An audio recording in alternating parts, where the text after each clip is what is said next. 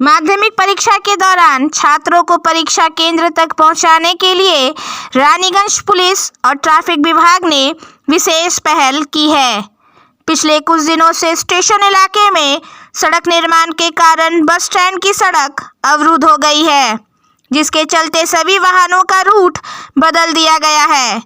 इस स्थिति को देखते हुए ट्रैफिक पुलिस ने अपने व्यक्तिगत प्रयास से उन सभी माध्यमिक परीक्षार्थियों को निःशुल्क टोटो सेवा उपलब्ध कराने की व्यवस्था की है, जो परीक्षा केंद्र तक जाने में असमर्थ है।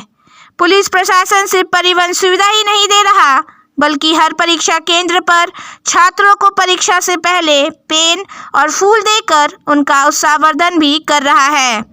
इसके अलावा कुछ परीक्षार्थी जो अपना एडमिट कार्ड लाना भूल गए थे, उनके लिए भी पुलिस ने पहल करते हुए उनके घर से एडमिट कार्ड जल्द से जल्द मंगाने की व्यवस्था की।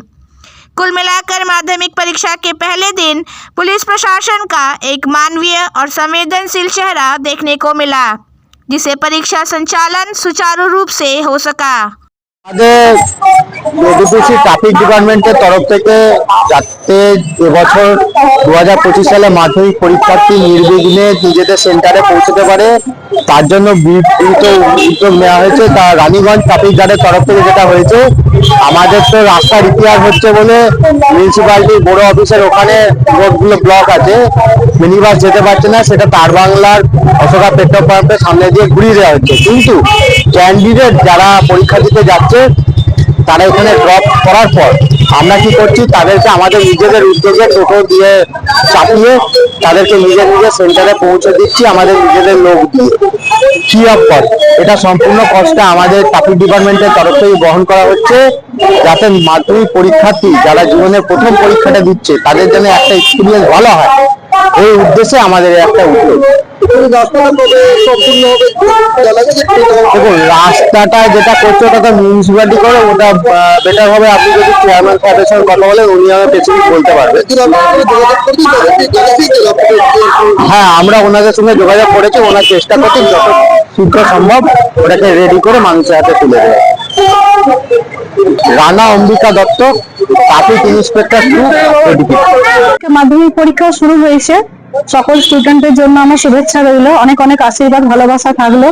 অসুবিধা সেরকম কিছু স্কুলে আমি বোধ করিনি, মেয়েদেরকে যথেষ্ট সুন্দরভাবে স্কুলে এন্ট্রি করানো হয়েছে। শুধু একটা অসুবিধা লাগলো, যেটা হচ্ছে কিছু স্টুডেন্টদেরকে গেটের কাছে আটকে দেওয়া হচ্ছে, ট্রান্সপারেন্ট বোর্ড নিয়ে আসনি বা ট্রান্সপারেন্ট পেন্সিল বক্স আনোনি। যদি এগুলো একটু আগে সতর্ক করে দেওয়া হতো, বা যে কোনো দিক থেকেই হোক, স্কুল কর্তৃপক্ষই হোক, বা যদি কোনো ইনস্ট্রাকশন আগে থেকে পাওয়া যেত, মেয়েরা সতর্ক হতো। অনেকের গার্জেন তো আসেনি, তো সেক্ষেত্রে তাদের একটু অসুবিধা হচ্ছে, বোর্ডগুলো কোথায় রাখবো, বোর্ডটা কিভাবে চেঞ্জ করবো, পেন্সিল বক্স কোথায় কার কাছে রেখে দিয়ে যাবো, এটা তারা একটু অসুবিধার মধ্যে পড়লো।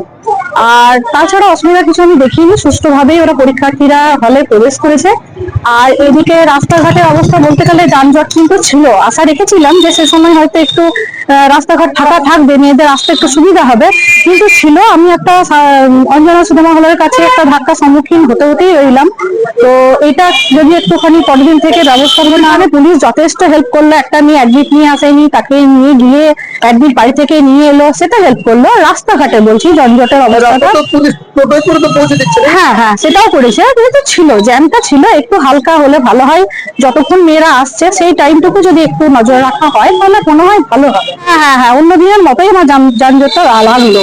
আমাদের সময় যখন আমরা পরীক্ষা দিয়েছিলাম, তখন আমার মনে হয়েছিল সেই সময়টাতে কিন্তু পুলিশ প্রশাসন যথেষ্ট হেল্প করতেন, অনেক গাড়িকে আটকাতেন, এখন আটকাচ্ছেন, কিন্তু আমার কম্পারেটিভলি মনে হলো আজকে যানজটটা ছিল। একটু হালকা হলে ডিজিটাল থেকে হলে মেয়েদের সুবিধা হয়, কারণ আমি নিজে সচক্ষে একটা ধাক্কা দেখে এলাম। মল্লিকা মুখার্জি, সিয়াসল।